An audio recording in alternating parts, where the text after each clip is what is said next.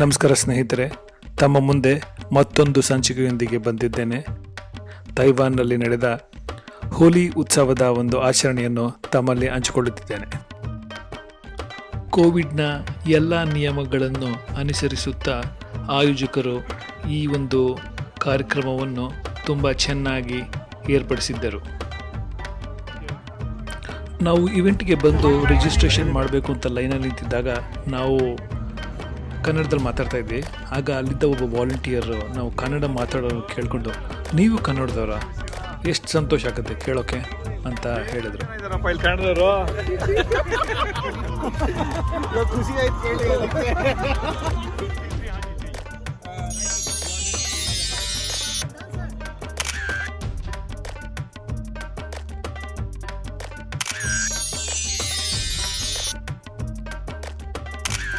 ಒಂದು ವಿಶೇಷ ಅಂದರೆ, ನಾವು ಭಾರತದಿಂದ ಹೊರಗಿದ್ದಾಗ ಭಾರತದ ಮೇಲೆ ಬಹಳ ಪ್ರೀತಿ ಬರುತ್ತೆ. ಹಾಗೆ ನಾವು ನಮ್ಮ ಸಂಸ್ಕೃತಿಯಿಂದ ಹೊರಗಡೆ ಇದ್ದಾಗ ಆ ಒಂದು ಸಂಸ್ಕೃತಿನ ಬಹಳವಾಗಿ ಪ್ರೀತಿಸುತ್ತೇವೆ.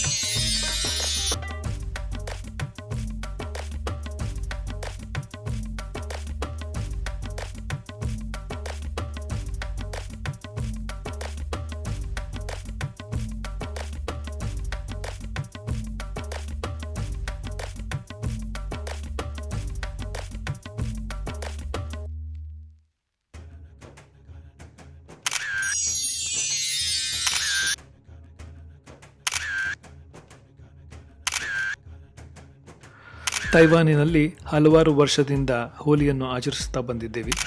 ಈ ವರ್ಷ ಸಹ ನಗರದ ಮಧ್ಯಭಾಗದಲ್ಲಿ ಒಂದು ಪಾರ್ಕ್ನಲ್ಲಿ ಮಾಡಿದ್ದೇವೆ. ಈ ಒಂದು ಕಾರ್ಯಕ್ರಮದಲ್ಲಿ ಸ್ಥಳೀಯರಾದ ತೈವಾನಿಯರು ಹಾಗೂ ಇಲ್ಲಿ ಕೆಲಸ ಮಾಡಲು ಬಂದ ಹಲವಾರು ವಿದೇಶಿಯರು ಪಾಲ್ಗೊಂಡಿದ್ದರು.